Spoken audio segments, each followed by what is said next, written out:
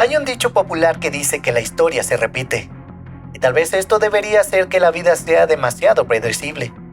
Pero a veces las cosas no siempre salen según lo planeado. Hay muchos giros inesperados y vueltas en la historia de la humanidad. Todo el mundo ama un buen giro en la trama de las películas. La historia está llena de tales giros en su trama que nadie vio venir. Desde un político corrupto hasta una princesa un poco vengativa, aquí te dejo 12 giros de trama de la historia que nadie vio venir. Chester Arthur. Chester Arthur era un engranaje en la mala fama de la maquinaria política corrupta de Nueva York. Fue un notorio partidario y beneficiario del sistema de botín. Durante toda su carrera, otorgó puestos gubernamentales a los miembros de su partido.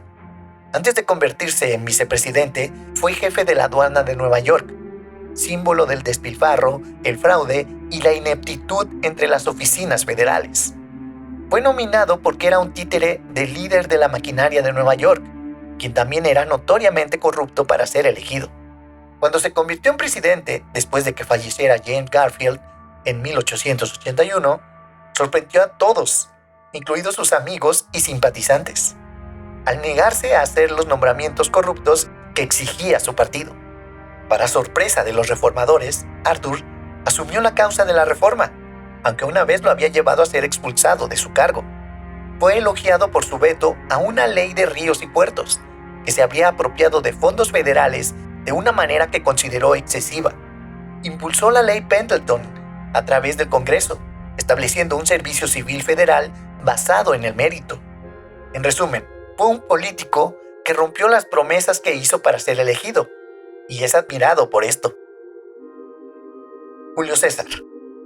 Cuando Julio César fue capturado por piratas que no sabían quién era, le exigieron 20 talentos de plata por su libertad. César se ofendió por esta pequeña cantidad, se rió y les dijo que pidieran por lo menos 50, lo cual consiguieron. César parecía disfrutar de su compañía mientras esperaba que sus hombres trajeran la plata que los piratas habían pedido, uniéndose a sus juegos y actuando casi como si fuera uno de ellos. A menudo bromeaba diciendo que iba a hacer que los arrestaran y crucificaran después de que lo dejaran ir, lo que a todos les pareció muy divertido, y se reían con él, hasta que fueron arrestados y crucificados después de que lo dejaron ir. Gengis Khan. Durante el reinado del Imperio Mongol, Gengis Khan envió una gran caravana comercial a Khwarezmia, un imperio en el Medio Oriente, con la esperanza de iniciar una alianza. Sin embargo, el gobernador local no dio la bienvenida a estos viajeros, los arrestó y los condenó a muerte. Gengis respondió a esto enviando a algunos de sus embajadores para pedirle al Shah que liberara a sus hombres y explicara su intención de crear una alianza. En lugar de escuchar lo que tenían que decir, el Shah decapitó a uno de los embajadores y envió a los demás de regreso con la cabeza rapada, lo que fue un gran insulto para el Khan. Gengis Khan comenzó a planear su venganza. Invadió el imperio con fuerza y el Shah se vio obligado a escapar a una isla frente a la costa del Caspio, donde terminó sus días. 2 años más tarde, no existía el imperio khwarezmiano. Oliver Cromwell. Cuando el pueblo de Inglaterra se rebeló contra su rey, Carlos I, tuvieron éxito. Lo decapitaron y pusieron a cargo a su nuevo líder, Oliver Cromwell. Sin embargo, una vez que a Cromwell se le otorgó el puesto de gobernante, el poder se le subió a la cabeza y se volvió exactamente igual que los reyes que lo habían precedido. Quizás incluso peor. Era más controlador, cometió genocidio en Irlanda, prohibió las celebraciones navideñas y toda diversión, y declaró a su hijo como su heredero. Lo que estaba destinado a ser un nuevo comienzo para el país, se convirtió en una dictadura brutal. Y así, el pueblo de Inglaterra se rebeló una vez más.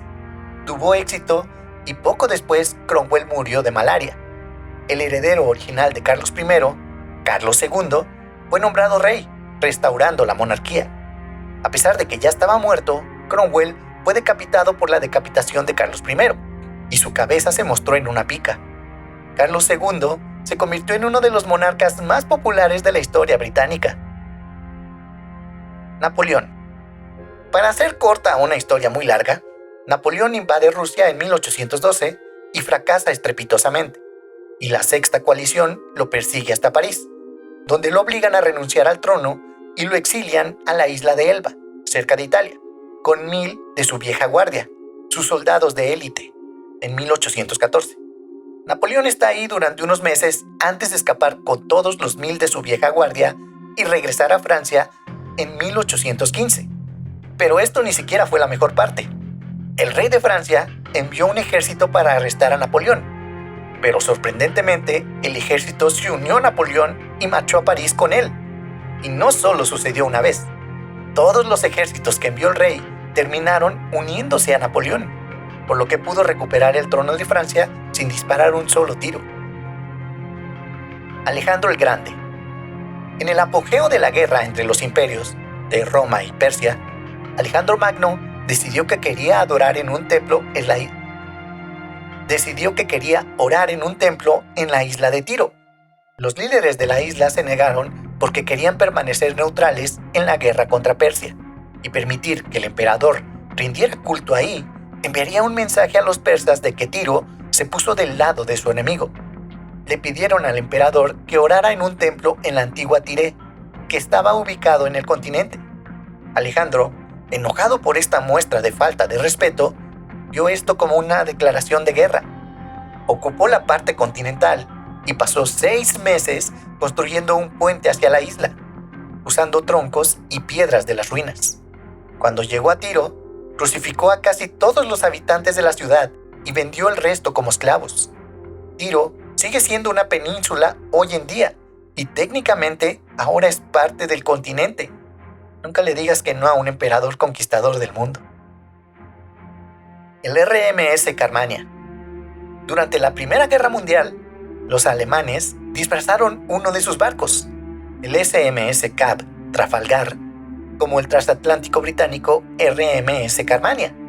Sin embargo, por un desafortunado golpe de ironía, el primer barco que encontraron cerca de la isla de Trinidade, frente a la costa de Brasil, fue el verdadero RMS Carmania, cuyo capitán, Noel Grant, reconoció de inmediato su intento de engañar barcos británicos y lanzaron un ataque sorpresa temprano en la mañana, lo que finalmente condujo al hundimiento del SMS Cab Trafalgar. Bueno, por lo menos lo intentaron los alemanes. Darío el Grande. Darío el Grande tuvo una ascensión muy interesante al trono de Persia. Cuando fue atrapado infraganti de pie sobre su antecesor muerto con un cuchillo, por supuesto, los magos que los descubrieron comenzaron a llamar a los guardias, ya que Darío claramente acababa de asesinar al emperador. Sin embargo, Darío afirmó que no había matado al emperador, ya que el hombre que acababa de matar era un mago cambiaforma. Afirmó que este no era el verdadero emperador, sino un impostor que había acabado con el emperador y tomó el trono para sí mismo. Los magos consultaron y decidieron que Darío estaba diciendo la verdad. ¿Por qué alguien mentiría sobre algo así? Decidieron por unanimidad elevar a Darío, el cazador de magos, al trono de Persia. Se convirtió en uno de los más grandes gobernantes de la dinastía aqueménida y fue famoso por su genio. Esto puede deberse al hecho de que todos los demás eran lo suficientemente estúpidos como para creer la historia del mago cambiaforma. Edith Wilson. Woodrow Wilson fue el 28º presidente de los Estados Unidos, una persona muy pública y reconocida. Sin embargo, sufrió un derrame cerebral en octubre de 1919 que lo dejó parcialmente paralizado. Su esposa, Edith Wilson, decidió que tenía 2 opciones: o dejar que el público lo supiera y básicamente renunciar a los sueños de su esposo, o hacerse cargo de la mayoría de sus funciones. Edith Wilson se hizo cargo de muchos deberes de rutina y detalles de la rama ejecutiva del gobierno desde entonces, hasta que Wilson dejó el cargo casi un año y medio después, el 4 de marzo de 1921. Decidió qué asuntos eran lo suficientemente importantes como para llevarlos al presidente postrado en cama, ya que nadie cercano a él podía admitir que no podía desempeñar los deberes de la presidencia. Si bien Woodrow Wilson se retiró del ojo público, la privacidad le permitió a Edith hacerse cargo de la mayoría de los deberes de su esposo y por un corto tiempo se convirtió esencialmente en la presidenta. Esto no se supo hasta muchos años después. pero ahora se la reconoce generalmente como la primera mujer presidenta interina de los Estados Unidos. Proyecto MK Ultra. Al comienzo de la Guerra Fría, Henry Murray desarrolló una prueba de perfil de personalidad para descifrar espías soviéticos con guerra psicológica y seleccionar qué espías estadounidenses estaban listos para ser enviados al campo. Como parte del proyecto MK Ultra, comenzó a experimentar con estudiantes de segundo año de Harvard. Puso a un estudiante como control, después de que demostró ser un conformista completamente predecible y lo nombró Lawful.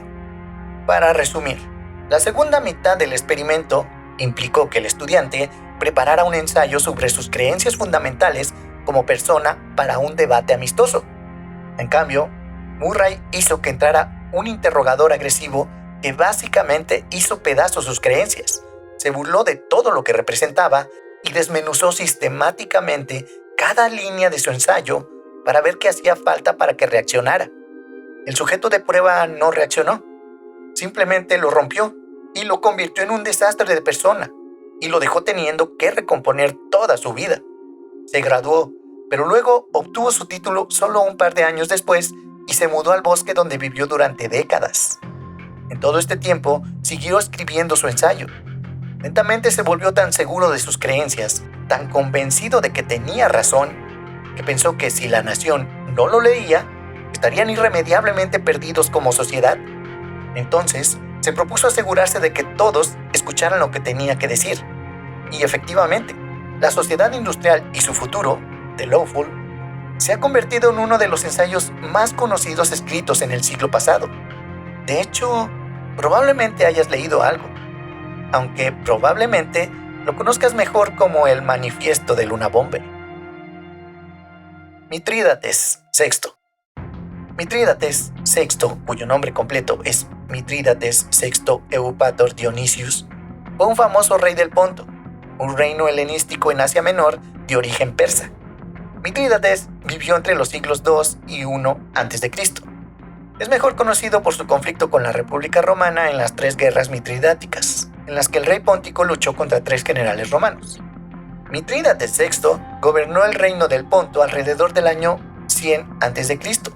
Estaba extremadamente paranoico de que alguien intentara asesinarlo con veneno, por lo que tomó pequeñas dosis de veneno todos los días para desarrollar su tolerancia.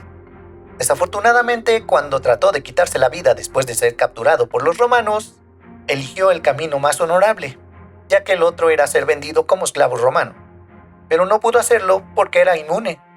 Quizás debería haber canalizado su paranoia en construir un mejor ejército. Princesa Olga de Kiev. El esposo de Olga gobernó Kiev en Rus, una parte bastante grande del este y noreste de Europa. Los Drevlianos, una pequeña ciudad-estado del imperio, se levantaron en protesta y acabaron con su marido. Como el hijo de Olga tenía solo 3 años, ella tomó el poder de su reino en sus manos, con el apoyo del ejército ruso.